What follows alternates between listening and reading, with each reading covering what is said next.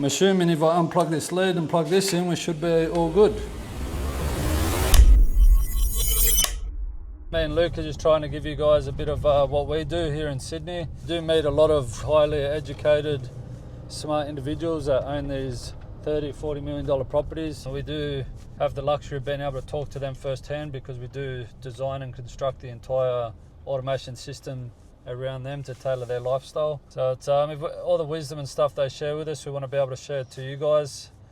You know, and some things might click with others, some might not. We're just hoping we can help someone out there. I mean, I don't know if I've got 16-year-olds watching this that are just coming out of school trying to figure out things they want to do, or if they want to do electrical apprenticeship or automation. It says that Annandale fixing this light circuit or whatever bloody hell's going on over here. Alright guys, so we're just at our Annandale project. The builder's just called. So there was a lot of downfall rain and the temporary power that we've ran, the temporary lighting system I should say, that's cut out, so I'm not sure where water's got into, but I'm assuming that's what the issue is, so see what it is, eh?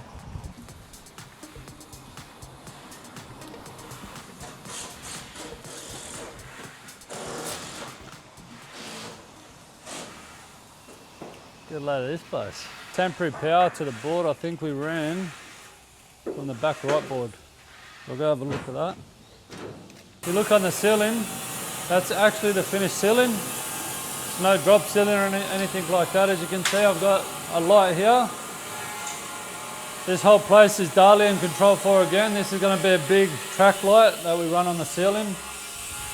So yeah, this is all finished. These are finished pre-painted white bricks, finished concrete walls. As you can see, this is solid, mate. None of this is getting packed out. This is finished, every wall. Our switches we've already set into all the brickwork. So our PowerPoint's going to cover that hole. As you can see, it's just solid. Fireplace here underneath with the TV above. It's going to have a nice big set of stone on it. Pretty much the whole length of this. This is probably one of the most unique projects I've ever done. As you can see, like this is our island bench pendant. It's going to be hanging over the island bench. If I screw this up at all and I'm out by like 100 mil or something, yeah, I'm pretty much toast, mate. I'm telling you, we probably wouldn't be able to get through a job like this without the sort of builder and the craftsmanship from like the other trades, such as like Anton and the builder Alex and stuff. It just wouldn't be done. Like you've got people that do sort of this work, but to this sort of standard and finish, like I'm telling you, all those lines are dead on, eh? Like that. Crazy, man. Shout out to the guys here that made it so easy to work with, man. You wouldn't get trades like this in many job sites in Sydney. The real reason we're here is because something's tripping. This awesome pool. As you can see, got massive like glass acrylic perspex. I'm not too sure what they're using for that window. It's sort of out of my pay grade, that one. Getting faulty tripping, so we've got a temporary power up here. This is all good. This one's working. So it must be at the front board or the other board. Let's go have a look. We've ran a few boards for them. We like to make it easy for the other trades. We don't want extension leads running everywhere. I'll just take you through a walkthrough on the way to the other temporary board. So as I was saying, you can't really see, but the top of the pool, the water, is about here somewhere. Pretty much if I'm swimming in the pool, you're going to see me in my Speedos right there. Not a sight that you should be thinking about. I'm just going to raise that now. Toilet in here, or you could call it the basement powder room if you will. But yeah, this LED is all set in concrete. We're going to have a 360-degree PIR sensor there that we're going to be able to program to either be security or a lighting sensor to trigger different zones and do things. We've got LEDs under the vanity, PowerPoint, there is floor heating in here. Come back up and look at this. Don't judge us yet, it's not finished, we still need to tidy everything up. But here, this is how we sort of do our transformers. There's going to be an access hatch here just so we don't have like a massive bird's nest at the end. We like to prep the site as if we're going to be maintaining this thing for the next decade or 2 decades. We want to be able to come back, easily maintain, easily keep up to date and change transformers if they die in 10 years or whatever. On the left here, this is where our board's going to be. A lot of cables. We're basically going to have our recessed subboard here. It's going to be packed out so you can't put anything in front of it. We're going to have comms unit under here, security. We've got German hot water systems that take like a 10mm three-phase cable. If you don't know what that is, it's a lot of power. All the LEDs on the ceiling, same thing, all set in concrete. We'll put a couple of photos up of showing you and videos of showing you how we've done that. Any other sparkies if you're interested, of a different way. You might already know a way, but this is how we done it. We don't have any wings on it, so that's the biggest challenge we had. This is hard up to concrete and the LED strip in it. So we had to create a certain system, which we'll show you. Garage door here, you're gonna have another door here with access control, and then that goes into the turning bay, and that room over there on the left is the plant room. That's where you're gonna have the main switchboards, you're gonna have the solar backup batteries, and all that sort of thing, the aircon systems out there. Yeah, same thing, we're not fully done here yet, but we do have a switchboard here. We've got pretty much just covering this up. It's going to be covered, done some conduit work on the ceiling. But yeah, this is where the main switchboard, I shouldn't say the main switchboard, this is our first DB board. Our main switchboard's actually outside in the front retaining wall. That's how they wanted. They didn't want a box on the side of their house, but because of the purposes of meter reading and stuff, we have to have an accessible switchboard with that. See the basement, we've got recessed downlights here. We go this side. Forgot to tell you guys, it's a duplex, a luxury duplex. Exact same thing, mirror image. All of our switchboard here, all the drivers up here. You can see the lights on the ceiling. These are our downlights actually set in concrete finished. It's quite unique seeing that. We've fitted off the power points on the brick here already as well. You can see if we take that off, that's basically going to be the finish. They wanted to go with Eclipse Iconic here in the bedrooms and stuff, and we're going to go with a more pristine sort of Zeta range or Saturn range up in the common areas. Generally run 3 datas to each TV with a coax in automation. These are our switches. So this is basically what you do for power and what you do for your data line. So that's how we do it. How you do it, it's up to you. Alright guys, so this here is going to be our pool room. So we've also got a subboard up back here. I told you about that German hot water system before. This is actually what it is. So that's a hot water system that takes a 10mm cable. Pretty crazy. We've got a subboard back here that isolates all of this back section so it doesn't affect the rest of the house if anything happens. We set this plug up as a temporary lead to a few things in here, like the lights on the ceiling, because this is sort of where the builder's sitting and sort of made it his office where he can talk with the client and stuff like that, go over plans, print things out. So yeah, this is what's lost power. Luke spotted water over here, which was our first indication that normally trips power. You can see all that water on the ground, and we've got power points right there. These power points, we actually got them set up to the dummy lead at the moment so that it can plug in a fan and lights and stuff like that. But as you can see, the pool pipe directly above, because it's been raining, the water's just filled up the pool. It's going straight through there and straight onto those power points. So shout out to the pool guys for thinking about that. But now, as you can see, there's actually no water running onto it, and because they're weatherproof power points, let's see if Clipsal holds up their end of the bargain, eh? Because it should be weatherproof, right? It's not submerged, it's dry right now, so I'm assuming if I unplug this lead and plug this in, we should be all good.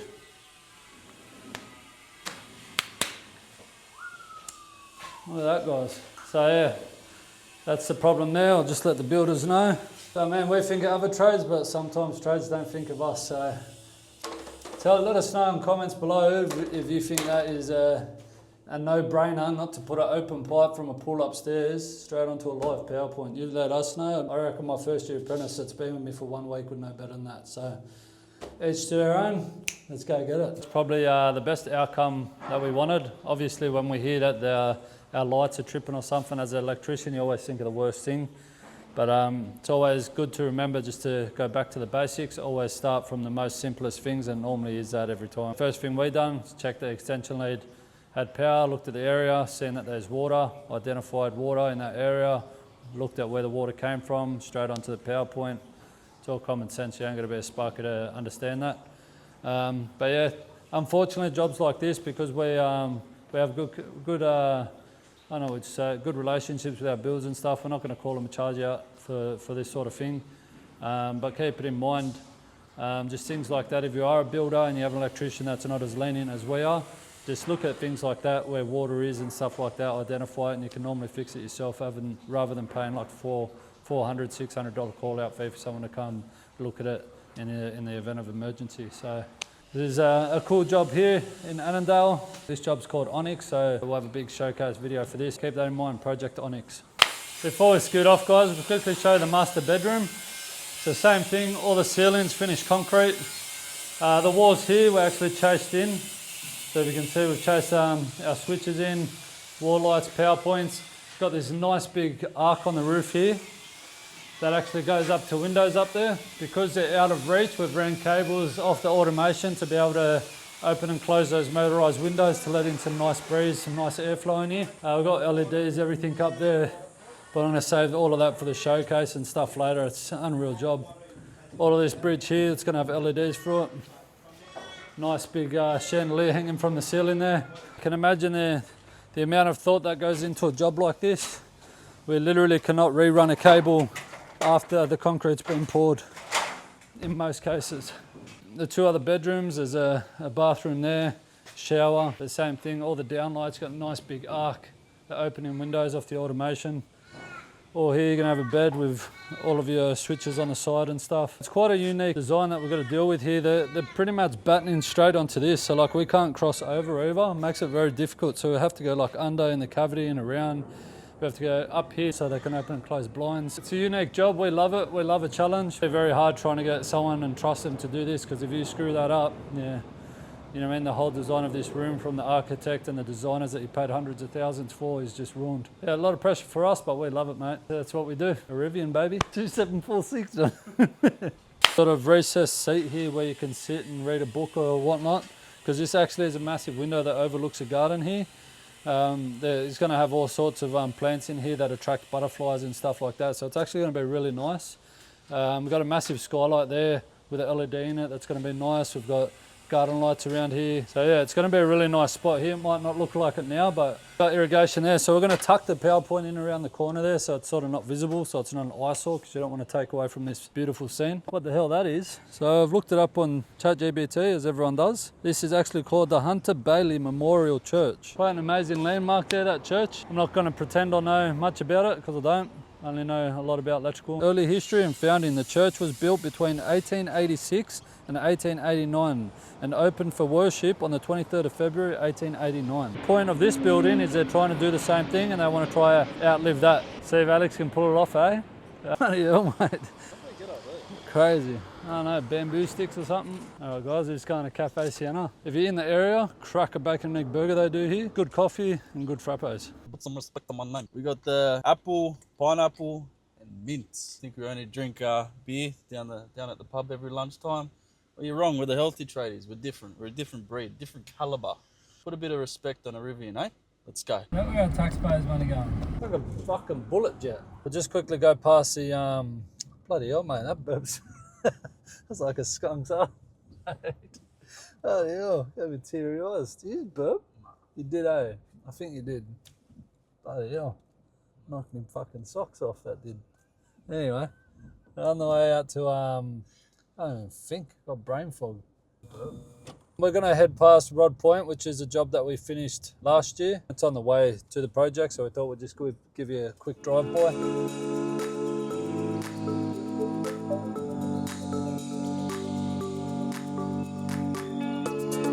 Gonna see what the ORRIVIAN boys have for morning tea every day. Mango avocado mix, mate, it's cracker. Gets you through to like 12, 12:30. Oh, yeah, running out of honey here. What do you got, Luke? Well, pretty good, eh?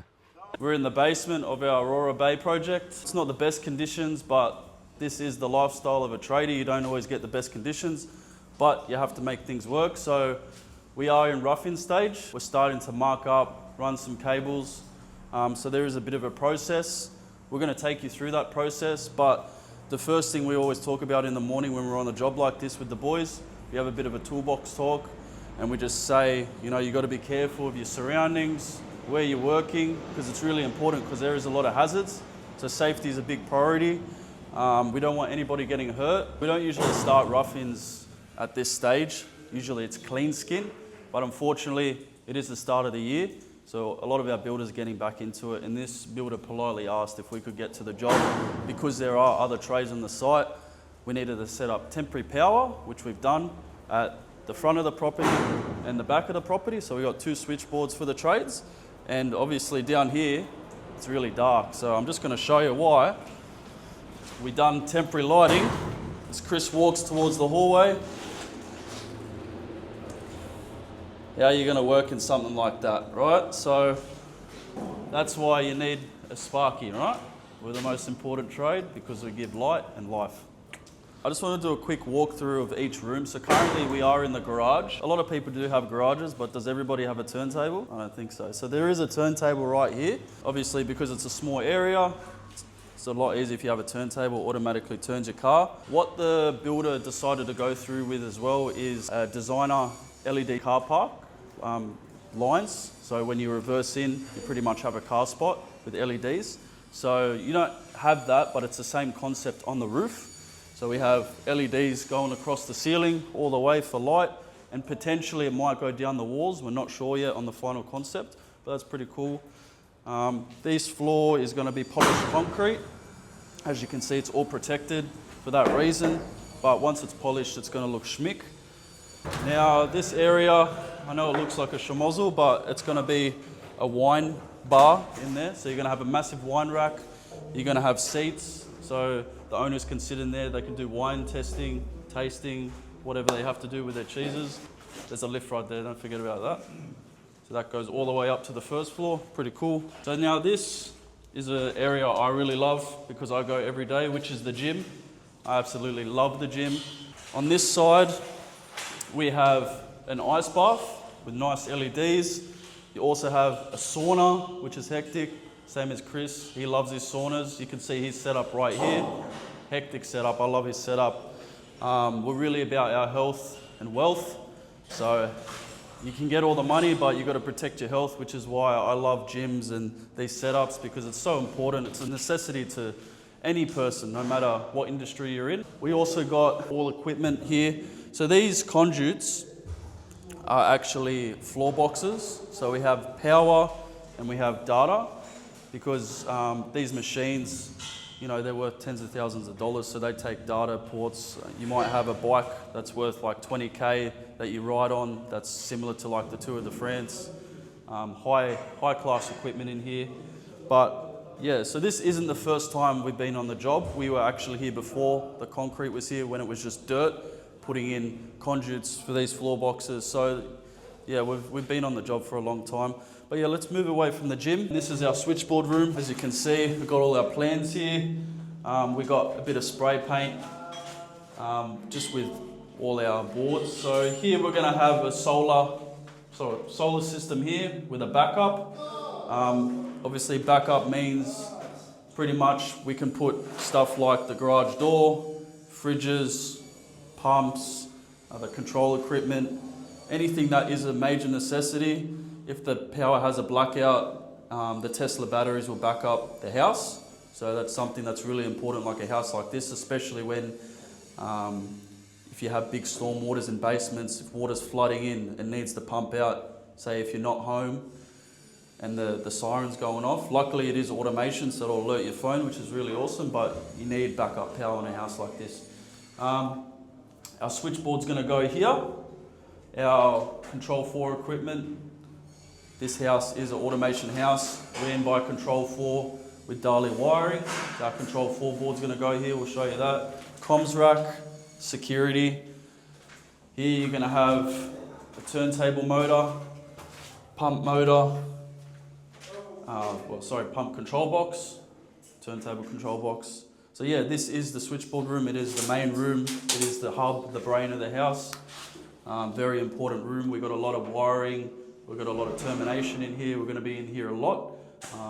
Yeah, you're going to see this. It's going to be awesome the way it is turned out.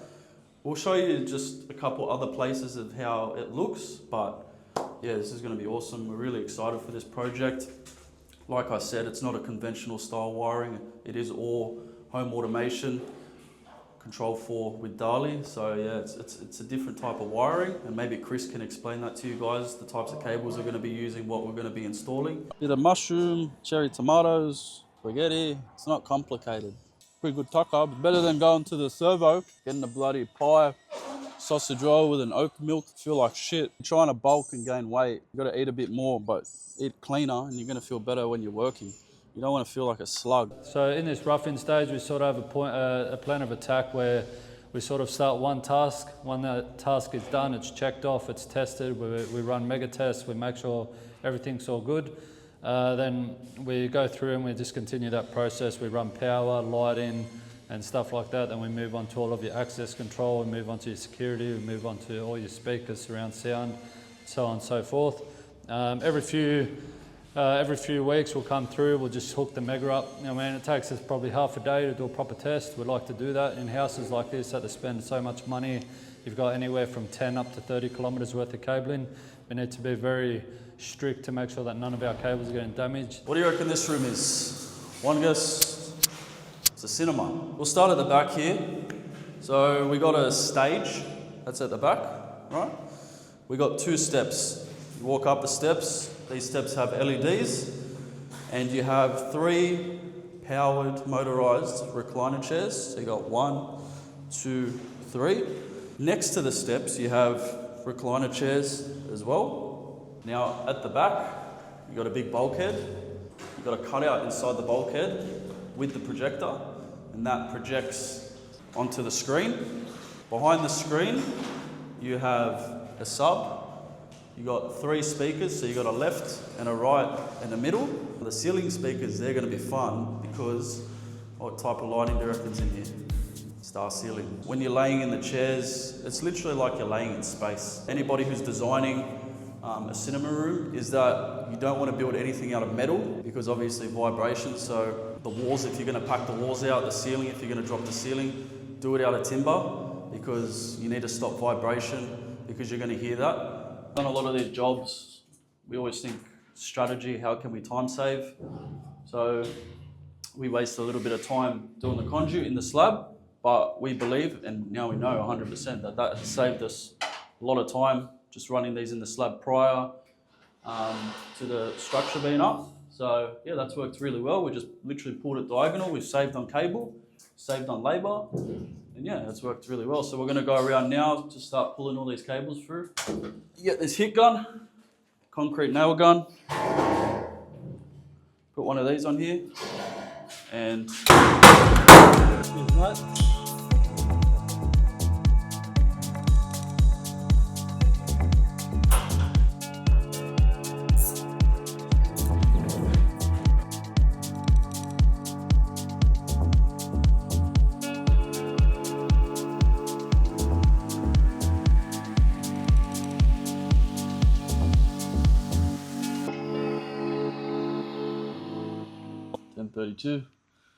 still got to get up at 5 o'clock in the morning, so luckily we just wrapped it up.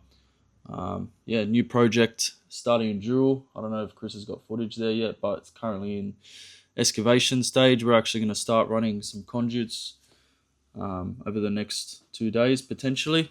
Yeah, massive job. There's a lot happening there. Currently it's just conventional wiring, but it's going to turn into automation. The dog kennel, as they call it. Like by the time we finish paperwork, so it might be about 12:30. So yeah, I don't know what to say. A little bit tired, but keep pushing. I don't know how Chris is feeling. He's looking, his eyes are barely open. Surprised he's holding the camera here, to be honest. I was gazing at our bloody calendar, mate. We haven't had a chance to fill it in yet. You can see there is in calendar.